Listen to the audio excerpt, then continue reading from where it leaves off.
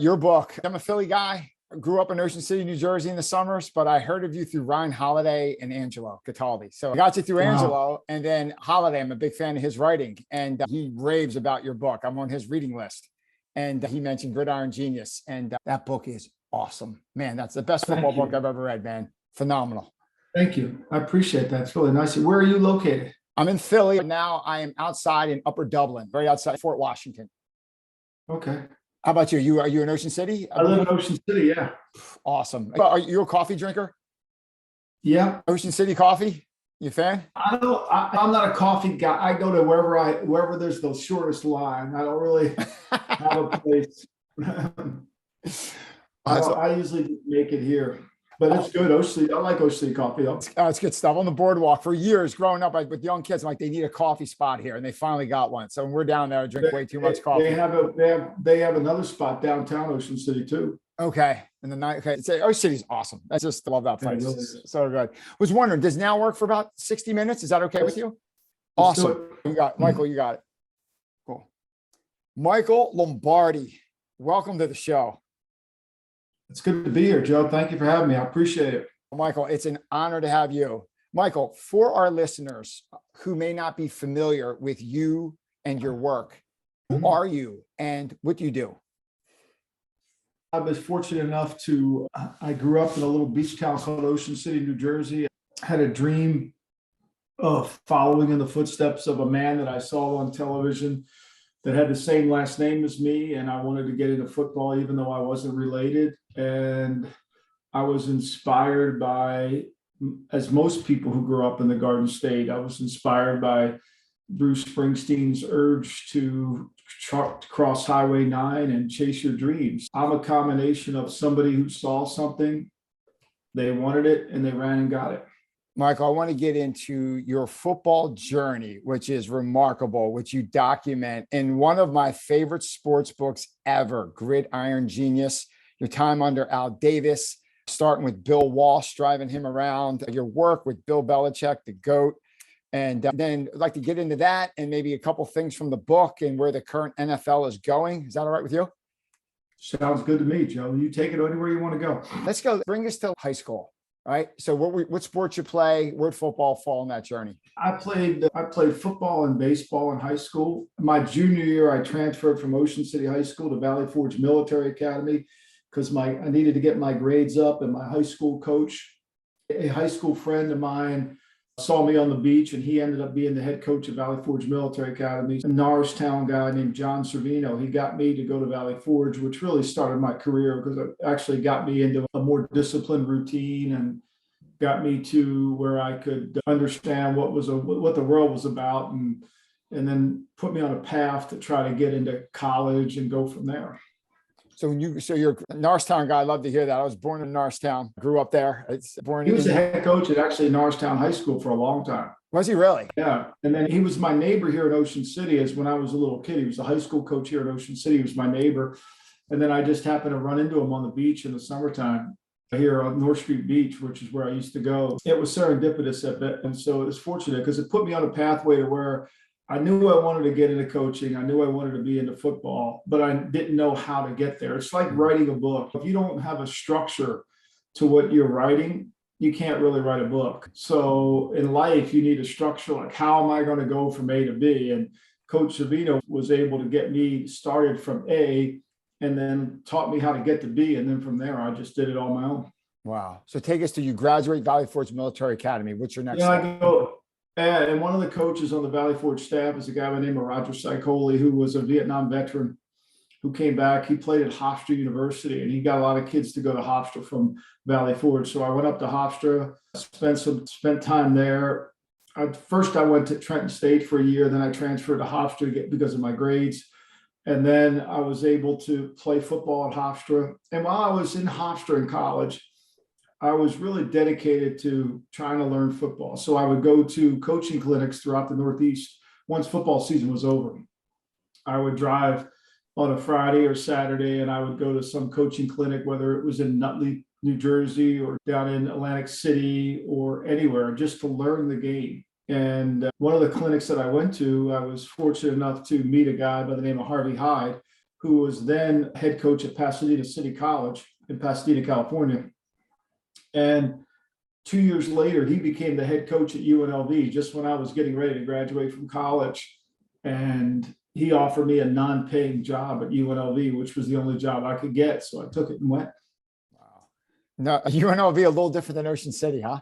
A lot different, yeah. I can still remember the day I loaded up my truck and I drove out there. I was going to go out there I wanted to learn football. I wanted to be involved. I really wasn't worried about making money. I had a really good summer job in Sea Isle, actually bartending, and the drinking age was 18. So what bar were you working at? La Costa Lounge. Oh, La Costa, absolutely. Yeah. So all my buddies worked with me there, and I saved enough money. I was able to then go to UNLV and not make any money. And once I got out there, I started my football journey. When you were at UNLV, was the Shark there? The Tark was there. Shark, Jerry Tarkanian, and his late brother Myron were both Armenian, and Coach Hyde's Armenian. So there was a connection. And the Tarkanians are from Pasadena. They knew Coach Hyde. So that's how Harvey got the job, was because of Jerry and his relationship. Nothing like him biting on the towel and UNLV running up and down, just shooting threes. Yeah, they used to play in the old convention center when I first got there, and they were just building the Thomas and Mack. This is when the Las Vegas Hilton was still the Hilton, and that's when Elvis used to play there all the time.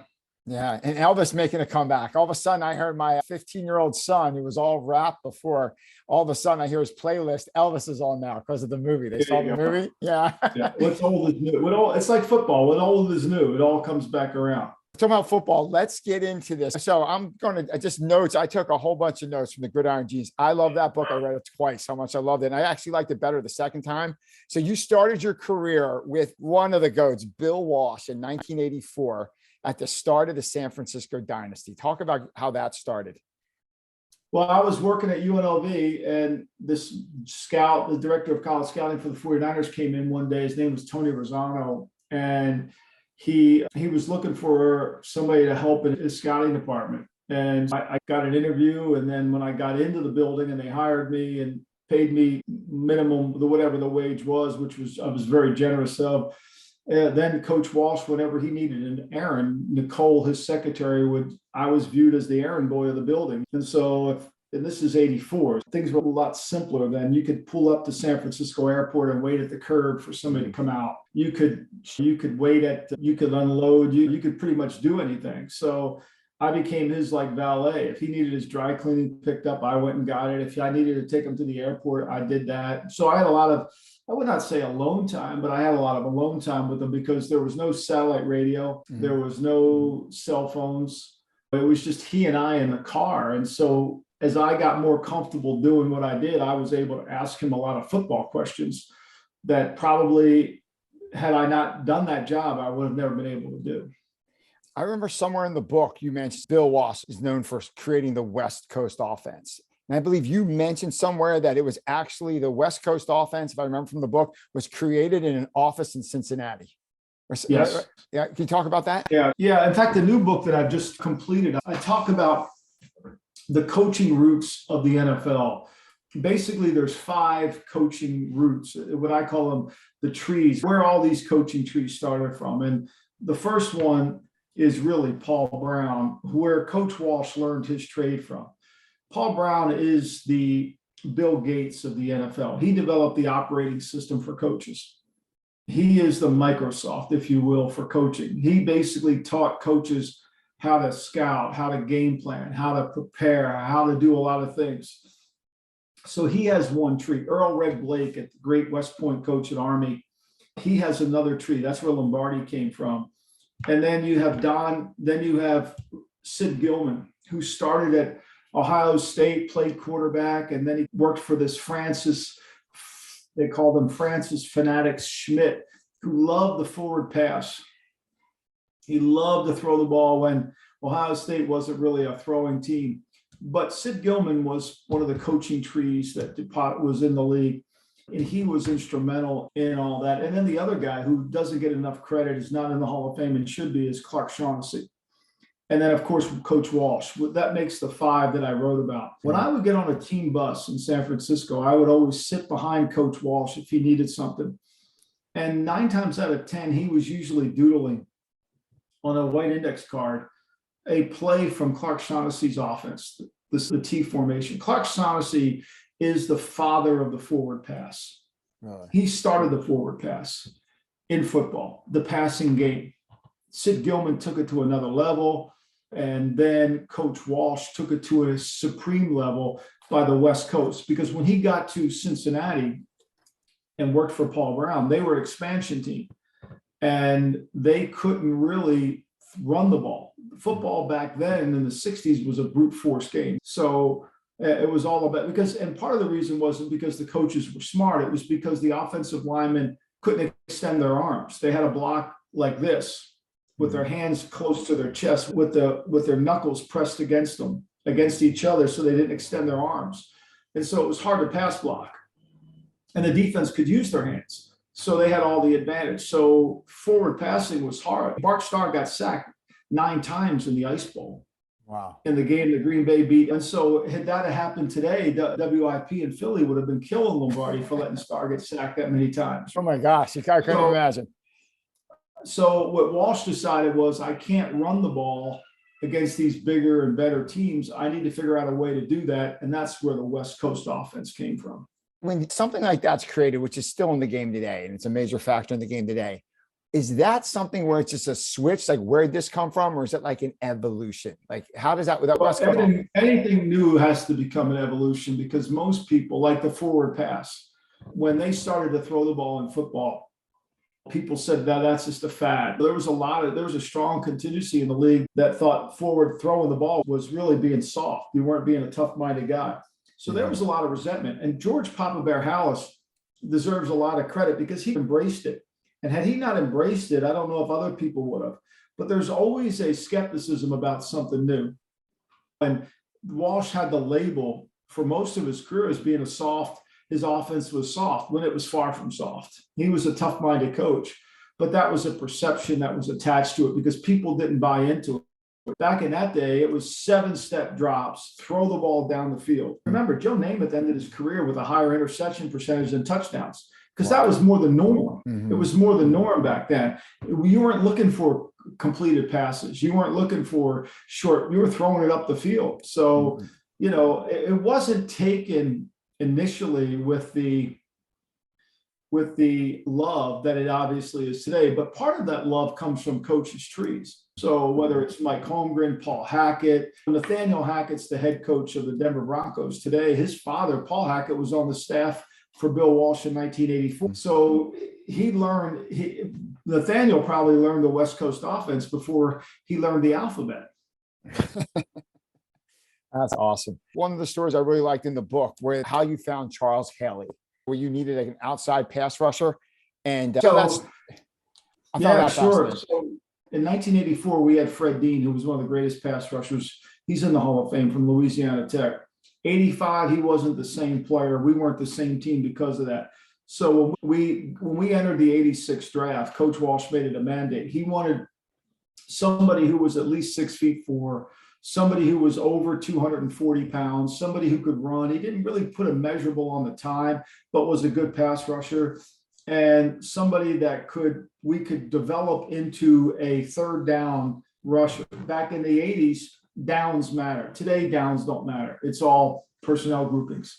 I went through all these candidates, and we narrowed it down to 2 people. We narrowed it down to Romel Andrews, a kid from Tennessee Martin, or Charles Haley, an outside linebacker from James Madison. And when I finally got the tape in on James Madison, we all set up in this conference room up at 711 Nevada Street in the main office. And we put the tape on, and Haley lined up at right outside linebacker, and Tracy Ham was the quarterback for Georgia Tech. And Tracy Ham took the ball and he ran the option away from Haley. Haley comes storming down the line of scrimmage. He gets on Tracy Ham's back. Ham feels him on his back. He's getting ready to go to the ground. He pitches the ball to the running back, and then Haley leaves Ham and tackles the running back for a 3-yard loss. And Coach Walsh hits the projector and says, "Do we need to watch any more, fellas?" Mm-hmm. And that was our guy. Wow. I remember from my childhood, he would give me fits when he played the Eagles, when he was on the Cowboys or the Niners. Like, he was just a beast. He was so great. He came in as a rookie. I think he had 10 sacks as a rookie. But when Walsh got him, the first thing we did with him was we didn't try to make him into everything. We just decided he was going to do one thing really well as a rookie, and he did that really well. Yeah, the ability to focus and not be everything, like you said, that you're going to rush the passer, something like that. When you focus someone with that much talent and skill in a system like that, amazing things happen. How about one other story from the book? I just loved it during your 49er days, how you created a phantom back injury to save John Taylor's career, and he winds up getting 3 Super Bowl rings. Can you tell that one? Yeah. So that draft that we drafted Charles Haley was probably one of the greatest drafts I've ever been a part of. And it didn't start out that way. It really didn't. It started out with Coach Walsh telling me to go to the blackboard and write 3 names on the blackboard. There was literally a blackboard. This is 86. There were no grease boards then. And so I wrote the first name he told me to write down was Gerald Robinson, defensive end Auburn, because we thought Robinson could be a great pass rusher. And then I wrote down John L. Williams, running back from Florida. And then I wrote Ronnie Harmon, running back from Iowa. We had, I think, the 17th pick in the draft that year. We didn't play. We weren't very good. It was a 2018 league, and we weren't a good team. And so as soon as I wrote those 3 names on the board, Minnesota picked Gerald Robinson. Then the next pick was Seattle. They picked John L. Williams. And the next pick was Buffalo, and they picked Ronnie Harmon. Now we have 2 picks to go. That was the 17th. We have the 19th pick. So we traded from 19 to Dallas, who had 21, just to buy a half hour to regroup. We didn't really know what we were going to do. So we traded down to 21. We bought a half hour. Then we traded from 21 down to 28. Then we traded from 28 to the top of the second round. And by the end of the day, Joe, we traded away a second round pick for a first round pick the next year. We picked Larry Roberts from the University of Alabama in the second round, who we were going to pick. And then we had 3 third-round picks, 3 fourth-round picks, and a bunch of other picks.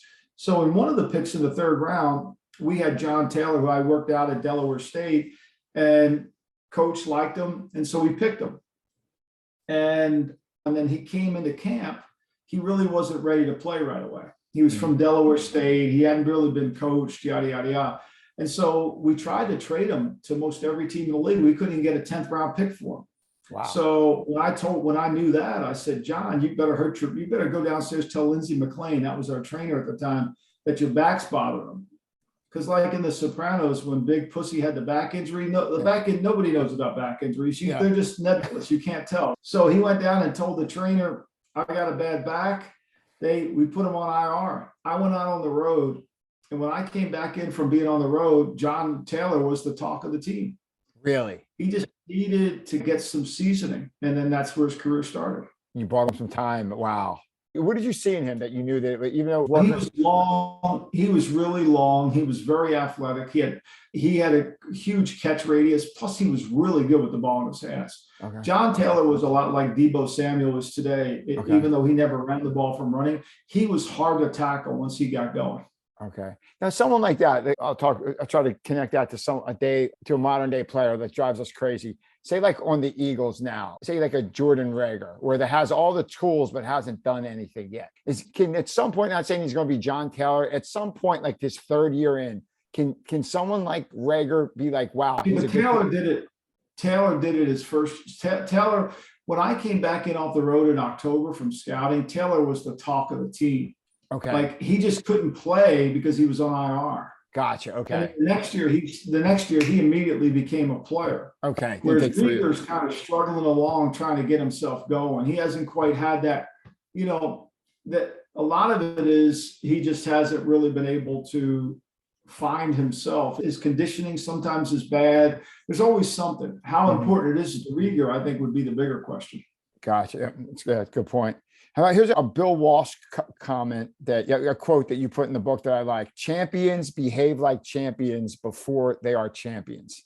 Yeah. Like, what did you see? I think the turnaround time, I think they were like the worst team in the league. And then like X amount of months later, they won a Super Bowl. Like it was crazy how quick he turned out. It took 2 years. His first 2 years, he didn't win very many games. He actually started out, I think he lost 7 straight games in a row as a coach.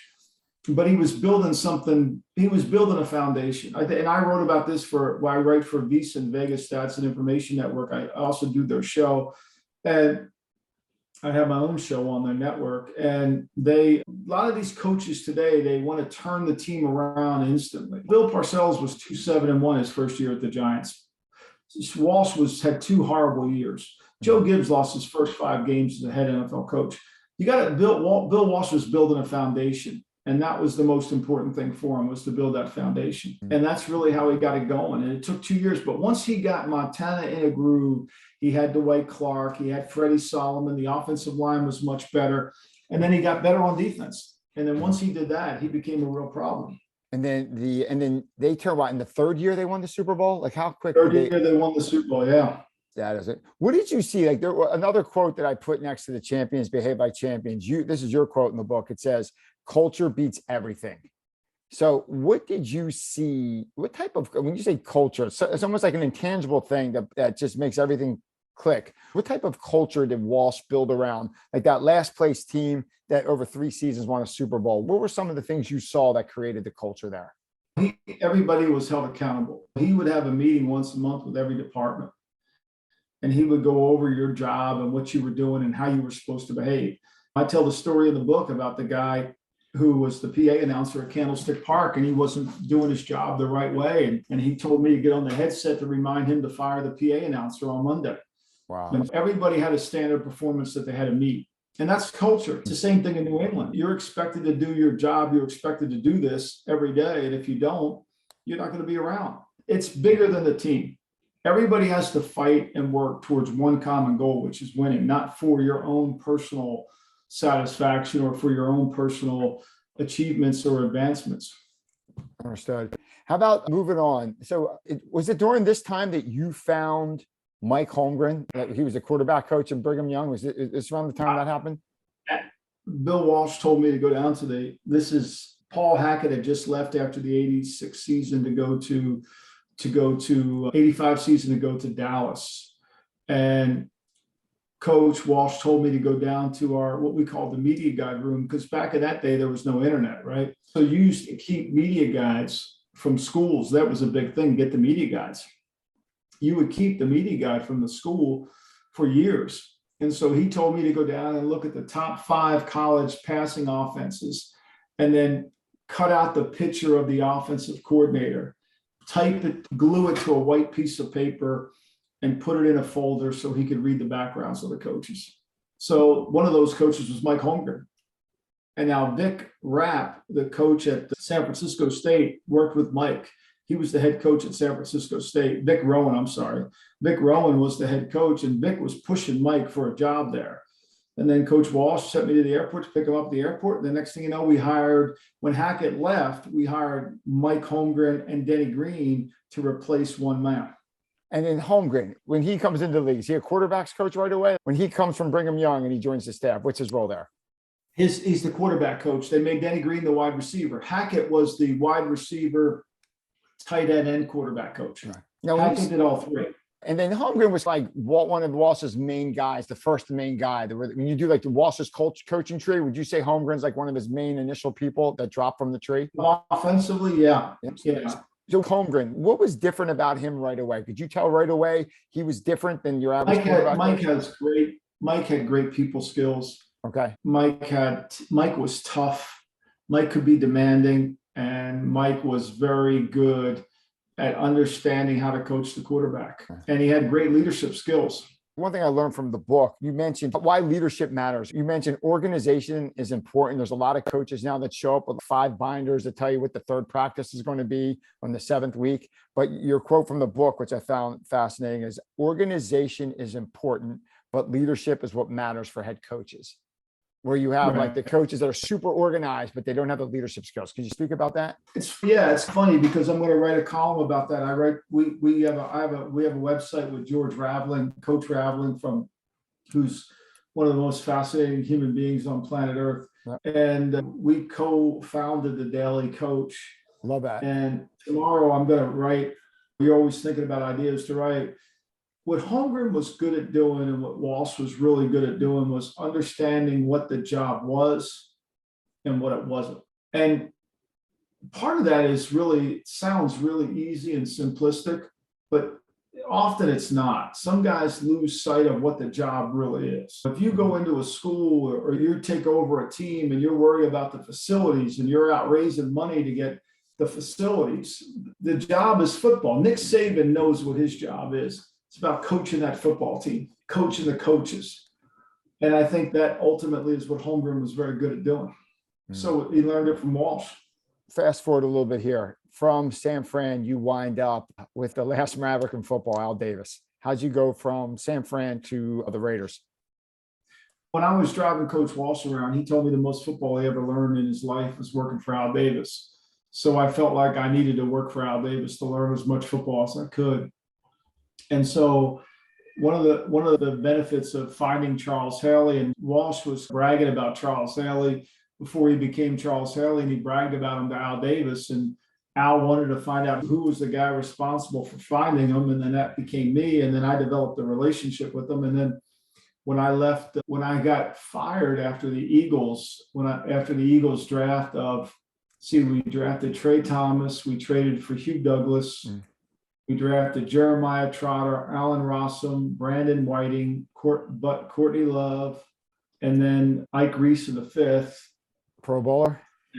Huh? Pro bowler. Ike Reese made the Pro bowlers. And I got fired by the Eagles after that draft. Is that Norman Brayman years? Was that the Brayman? That was Jeffrey Lurie. That's when they brought in Tom Modrak. Okay, gotcha. You got Jeremiah Trotter. He might be the greatest middle linebacker. I didn't see Bednarik play, but Jeremiah Trotter in his prime, what a beast. So good. Yeah, but anyway, that's neither here nor there. Yeah. So, and Trey Thomas. When I left the Eagles, I ended up going, that's when I went to Oakland. Were you around? So you ask any Eagle fan, the worst game in Eagles history. What do you think they would say? The worst game ever. The fall game in Chicago? I don't know. Yeah. Oh, that was heartbreaking. But when Gruden came in and when they closed the vet down, and they beat us when they beat Tampa Bay game. Tampa Bay came in. I think Tampa Bay was the best. Look, we lost to Tampa Bay that year in the Super Bowl. Okay, that's right. You guys, that's right. The Raiders. Yeah, that's right. Yep. Absolutely. Their defense was just way better than everybody else. Yeah, and that game starts. I think Brian Mitchell brings it back like to the 20-yard line, and it's like a draw to Deuce, and Deuce scores like on the second play of the game. And I was there, and the place was shaking, like absolute vet was shaking. And I'm like, we're going to blow them out. And then next thing, it's just like you see Rondé Barber just running down the other side. Jurevicius is still running. I think like Jurevicius, that catch, I think he's still running. Like in my dreams, Jurevicius is still running. And then you think we might come back. And then I think it was Rondé Barber just intercepts McNabb and takes it back. And oh my gosh, I come back. I'm living in the city. I'm down with my friends. I take the train home, Broad Street line, back to the apartment in the city. And my wife's not a fan. She comes back like an hour later, and then she looks at me. I'm sitting on the couch like someone died. And she goes, "You and the Eagles are a bad marriage. It's just not getting any better. You're in a bad marriage with them." Oh my God. Anyway, so that's the worst Eagle game of my life. So you're with Al Davis. What's some leadership lessons you learned from him? Al was involved with everything. He used to tell me all the time, he'd say, "Kid, you can't work in the NFL. You got to live in the NFL." Al Davis worked hard at everything he did. He understood the league. He worked every facet of the game. He was a part of it all. And he devoted his life to the team. And he had a hard time with change.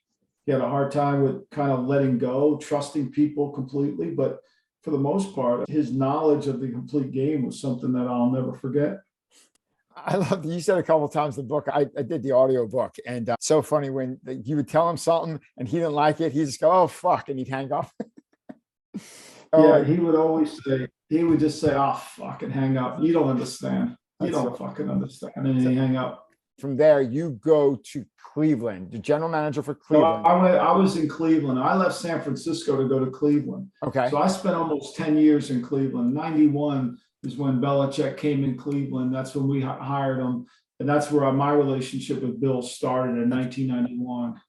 Now, when you met Bill, could you tell right away he was different? Or when could you tell right away? When could you tell? The minute I met Bill, I knew he was different. He handed me a piece of paper that simply described who we were going to be as a football team. Like a mission statement or something? In the Hall of Fame, huh? Like a mission statement? Or was it like a mission statement? It was a description of what the team was going to be. But when he goes in the Hall of Fame, I'll give that piece of paper to the Hall of Fame. That's really what it was. Wow. Belichick ran everything. He knew offense, defense, kicking game. There wasn't anything he didn't know, and he was very confident. Today, I wrote a piece for the Daily Coach about being confident or conceited, and he was very confident. There's a difference between the two.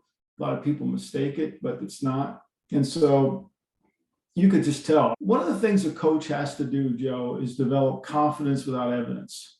Okay. So anytime a coach takes over a new program, the program's not going to be successful right away. So you got to develop confidence without evidence. Wow. And when you can do that, then you have the ability to build a process. Walsh, even after 2 losing seasons, he had confidence without evidence.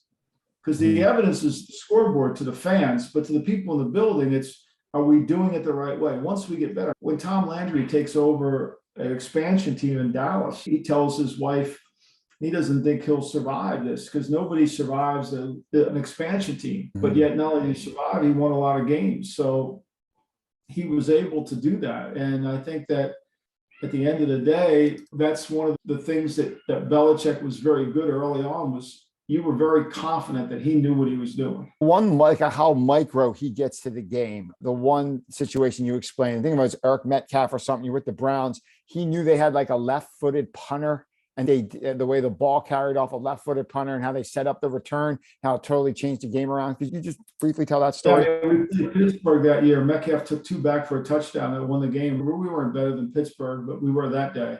And it was a lot of it was because of Metcalf and his ability to return. I wrote about it in the book, the detail of the return, the attention to detail. Scott O'Brien, our special teams coach, was able to really set that return because of the spin of the ball and where the coverage was and all that. It's the little things in football that matter. There's a great saying by Marcus Aurelius, the secret to all victory lies in the organization of the non-obvious. And Belichick's very good at organizing the non-obvious.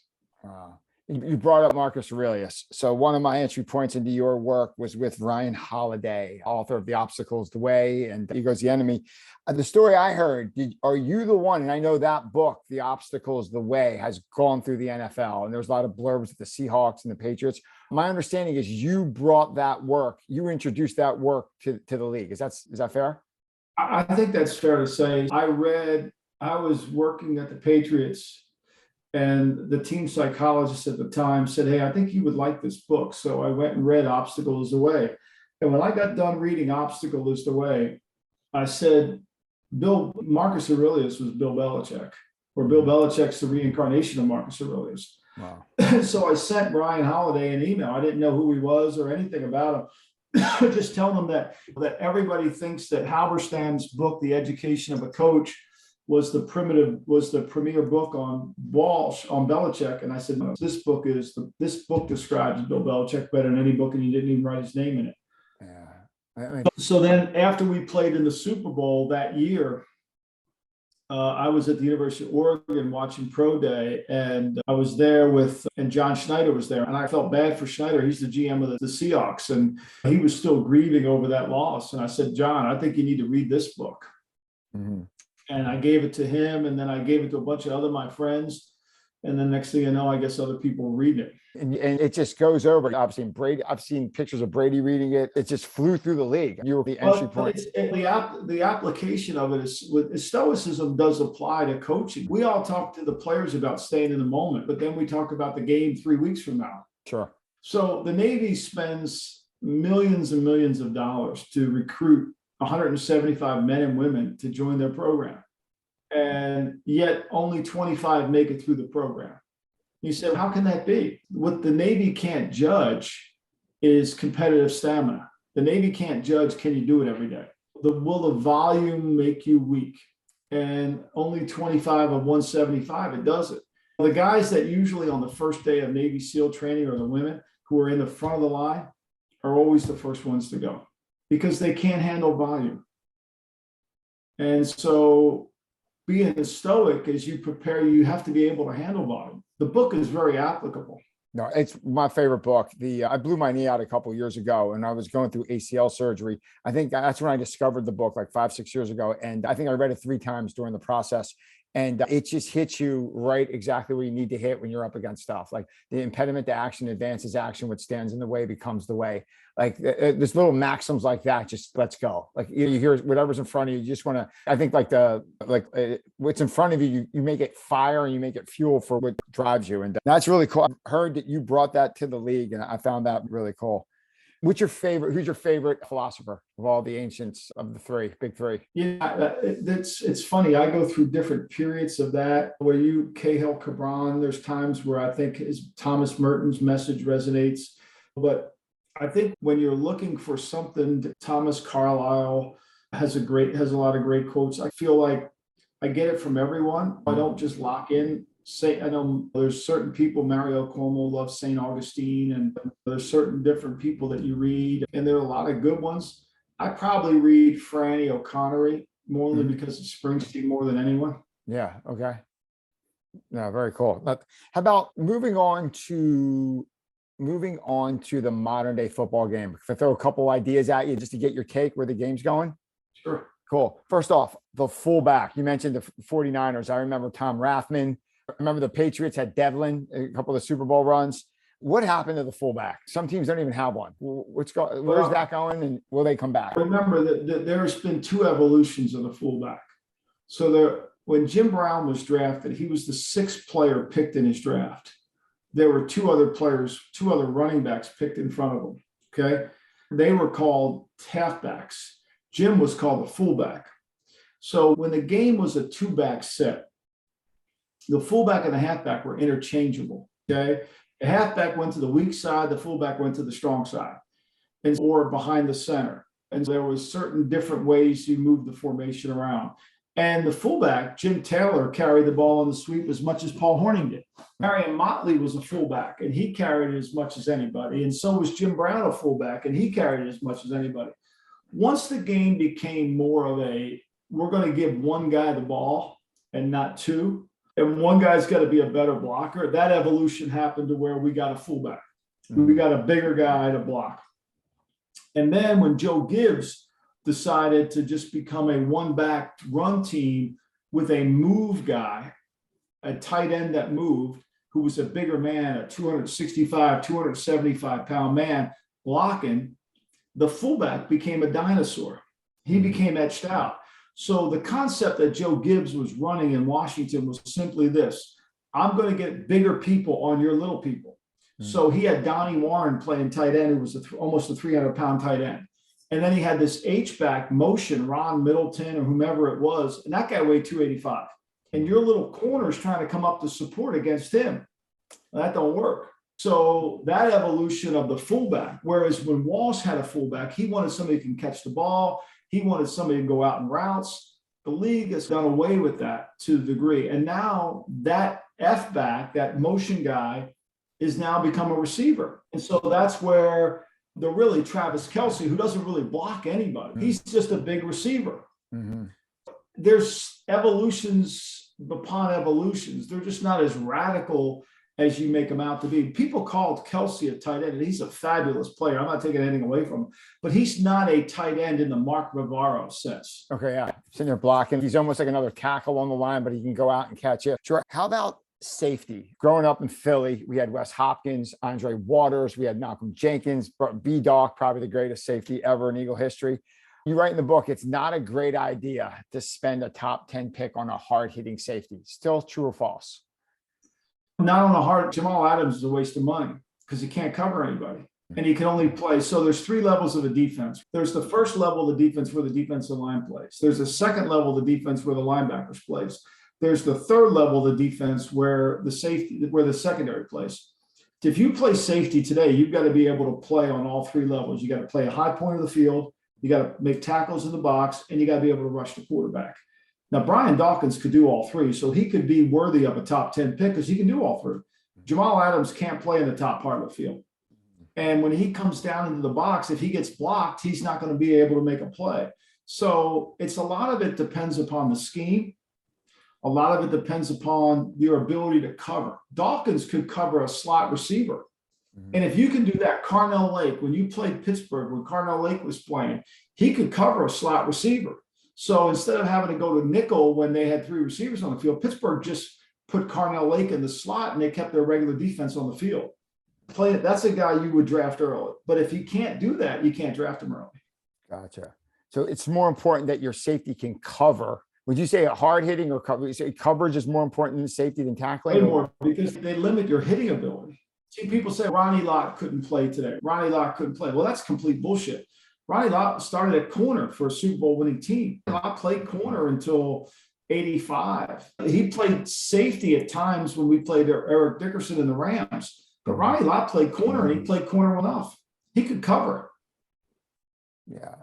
And how about say the all-time greats? You always hear, where's LT or Reggie White fit in the all-time discussions? If Reggie White and LT played today, would they be as dominant?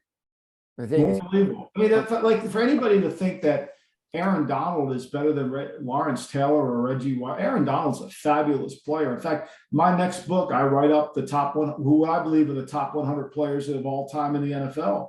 But nobody could dominate. Lawrence Taylor played gunner on the punt team. You realize that? You realize they were scared that he was out there at gunner? And Lawrence Taylor changed the blocking schemes. Like he changed how people protected the quarterback because they couldn't block him. Reggie White was unblockable. Reggie White was a dominant, there's no comparison. I think, but what happens is what Steve Jobs said is so true. You can only connect dots by looking backwards, not forwards. And what we have today is a generation that wants to connect dots only without paying any respect to the former players. It's like J.J. Riddick calling Bob Cousy. He played against plumbers and carpenters. It's really not fair. It's not fair. If you don't study the league, like I've spent the last year of my life studying the former players, and I was one of the people in the world that thought Dick Butkus couldn't play today. And that's bullshit. Dick Butkus would dominate today. It's the game when he could adapt to the game. Yep. Understood. You mentioned your book. So of all the projects you have going on, this new book, is this the most exciting thing you're working on now? It is. I mean, really, obviously I have a show every day I write, but yeah, I've done the book. I've got the book. Now I'm going through the editing process of the book. So that's hard. Could you tell? That's got to be rough. Can you tell us a little bit about the book, what it's about, and when it's going to come out? The book will be it's 2 books really in one. It's a book about the coaching trees. It's a book about the top coaches in the league and how unfair the coaching selection is to the Hall of Fame. There's only 34 guys in the Hall of Fame who are coaches, and some belong and some don't. And because there's no criteria. So what I try to do in my new book is develop a criteria for coaches. And then in the book, I want to talk about some of the great trades that have happened, why they happen, and why conditions of trades occur. And then I go through the history of the NFL draft and talk about the racial inequities that happened in the NFL from really roughly 1930 to 1946, when the league really wouldn't allow black players to play in it. And nobody really knows this. The only reason the Rams were able to move from Cleveland to Los Angeles was because Kenny Washington was allowed to play for the Rams at the end of his career, because the city council of Los Angeles wouldn't let the Browns play in there or move there because the stadium was funded by black taxpayer money, and they wanted to see some kind of racial equity on the teams. So I talk about that in a chapter, and then I talk about television, the impact of television, which to me is an untold story. And then I grade the top 100 players. And that's the second part of the book. That's really cool. When do you think the book will come out? Book will be out next August, right at the Hall of Fame. Awesome. Very cool. So there's a supply schedule problem with books now. Same thing like in most of the country. I don't know whether it's paper or not, but there's a lot of books stacked up. People have been writing, they couldn't really write them. Good luck with that. I can't wait to read that one. Touching base, one question about the youth football and one question about the modern game. Let's go youth football. Concussions, such a big topic. I know a lot of my parents I'm friends with have these like 12, 13-year-old kids that are just like jacked, and they're not playing football. I don't want concussions. I know so many athletic kids not playing football now. It's like, when do you think live hitting should be implemented in youth football? How much of a concern is concussions limiting the number of kids playing football in America today? Well, I think the equipment's better, and I certainly think concussions are important to eliminate. I don't think I've never been a Pee Wee football fan. I think kids are too young. I think it turns kids off to the sport, not helps it.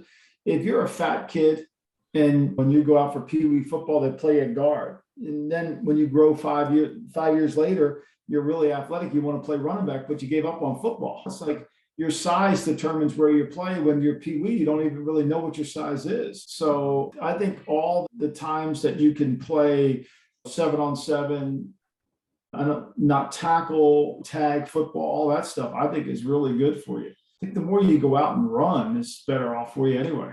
About play calls with artificial intelligence and computers getting so good, then you have the coaches like with almost like that archaic call sheet, like the Andy Reid looks like he has this like this poster board in front of him laminated. When do you think computers take over the call sheet and even say first downs? When you have this archaic system, like two old guys. Somebody's going to feed information to a computer, right? Let's take you're playing the Indianapolis Colts and you're playing in Indianapolis and Dwight Freeney's over there at right end. Okay. You better get rid of the ball pretty quick or else he's going to come after your ass. But when he's out of the game, you got a chance to throw it down the field. Does the computer know when he's out of the game and what plays to call? Yeah. Calling plays is a feel. You got to know the game. You got to make the adjustments. You got to correct what's wrong with the play, fix the play. It's an art, just like calling defenses. See, you only ask that question from an offensive standpoint. Nobody credits defensive play callers. Nobody credits them. Nobody talks about them. And it's an art too. It's an art. And so it's really two players playing chess against one another. And you got to study it and understand it. So it's part art, part science, it's feel, it's gut. It just can't all be analytics. You got to see who's coming in, who's just got hurt. Remember this about football. Football is 4 quarters. Yep. The first quarter is all about the assessment. Yep. We practice what's going on. Is this what we wanted? Is this what we thought would happen? The second and the third quarter, you adjust to that. The fourth quarter stands alone. So the computer doesn't know. That's why when they sit there, you should go for it now. Well, they don't take time and situation into it. Yeah. You mentioned something about the different parts of the game meaning different things. One of the quotes I love from the book, I had never heard before. You said, games are won and lost in the final 4 minutes of the first half. Could you speak to that? So that's what we call the middle 8. So the last 4 minutes of the first half, the first 4 minutes of the second half, we call that the middle 8 of the game. And most games are won in the middle 8, because if you're playing Peyton Manning and you're winning 10-0 and you get the ball with 4 minutes to go and you get the ball to start the half, you have a really good chance to extend that lead to 24-0. And now it's almost impossible for him to come back. Firstly, if you're losing 17-3 and you get the ball with 4 minutes to go in the half and you score, and then you get it again and score, now you tied the game up because he's still on the bench. He hasn't come back on the field. So it's a way to determine the game. And if you take that approach, you can extend lead or catch up pretty easily. Wrapping up here, just a couple of questions. Transfer over to a part of the interview we call Share Your Secrets, so our guests can get to know you a little bit more as a person. With all the stuff you have going on, the Daily Coach and your writing and your podcast, when you need to clear your mind and recharge your body, what do you do? Oh, I usually listen to Springsteen and listen to one of his concerts somewhere playing over in Italy, Milan mostly, because you can buy them online. Yep. I listen to podcasts. I like to listen to different kind of podcasts to get different ideas. I think the other thing you do to clear your mind is to write. Yeah. Writing is a great way to unclutter yourself. What's your writing process? I write every day. Morning, night, like how you write? I write every morning. Yeah, I try to write every morning. When I get up in the morning, I try to write. Yeah, I write every morning. Yeah. How long? I was reading some of your the Daily Coach stuff, which is great. So you write all the Daily Coaches? Is that all you? I don't write all of them. We split them up. We don't put a byline on any of them because we all want it to be one thing. Yeah. But I write a lot Monday through Thursday. Yeah. And then the weekends we usually are other people. Okay. Because sometimes I read them, I'm like, that sounds like you. And then other times I read them, like, that doesn't sound like Michael. Like, No, you can tell. I think people know when I write and when I don't. Understood. And then how'd you get to know Coach Raveling? So when I was working for CBS Sports, this guy, John Coleman'sberger, told me that me and Rav would be good friends and we should meet. And eventually we did. And Then we formed a friendship. And then when I wrote Gridiron Genius, I was living in Los Angeles at the time. And we ended up having dinner quite often. And we just decided that we were both reading Bill Campbell's $1 Trillion Coach book. Yeah. And we felt like if Steve Jobs needs a coach, then everybody needs a coach. Yeah, no kidding. So he was using Bill Campbell to coach himself. If Steve Jobs needs a coach, everybody needs a coach. How about most high performers like yourself have a routine, either to start their day or to end their day? Like does the first 60 or last 60 minutes of your day look like? What's your routine to get you going? Usually the first 60, I journal in the morning to get my day going. And then at the end of the day, I revisit what I wrote and then see what kind of day I had. A little bit, it's very stoic to evaluate the day. Yeah. I would say it's very Jesuit to do that. Yeah. Very Seneca. So, yeah. Yeah. Marcus Aurelius in the morning, Seneca at night. Yeah. And I go back over it and see what you did and then what you got to do. And what I like to do is, and I learned this from reading Hemingway, is I like to know what I'm going to work on in the morning. Okay. Because I think when you know what you're going to work on in the morning, if I'm going to write something tomorrow morning, I want to know it before I close my desk down. Then I really end up thinking about it all through the night. And when I close my eyes, I'm thinking about the opening paragraph. Really? You have your brain, like when you sleep, your brain's already processing that, and you come up when you wake up and but when I don't do that, and then I don't have as productive as morning. Okay. Wow. That's awesome. You mentioned you write about your kids and grandkids. Like, what values do you try to pass on to your kids and grandkids? I think that one of the things, I think work ethic is really important. Yep. Being humble is really important, and get what you earn. And I'm fortunate that my wife has been able to she has raised the two boys because I wasn't home very much. But I think through that, you have to be able to, you show them, even though you're not around, that your work and the pride in your work to develop your craft is really important. Cool. Last three questions. Be respectful of your time. First, I'll wrap up question number one.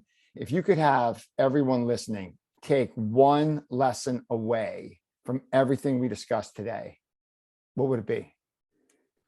Always be curious. Keep trying to learn. Always be curious. That's great. Last two questions, these are fun ones to wrap it up. Michael, if you could spend the day with any person, historical figure, alive or dead, who would it be? Bruce Springsteen. That would be cool. Like the Stone Pony, maybe something. Anywhere. That would be so. What's your favorite Springsteen song? That's really hard. I would say Somewhere in the Night. Yeah, that's a good one. That's really good. Last question. Michael Lombardi, if you had to get a quote or a saying tattooed on your body, what would that quote or motto say? It would be what I try to teach my sons as they were growing up. The greatest reward for doing is the opportunity to do more. The greatest reward for doing is the opportunity to do more.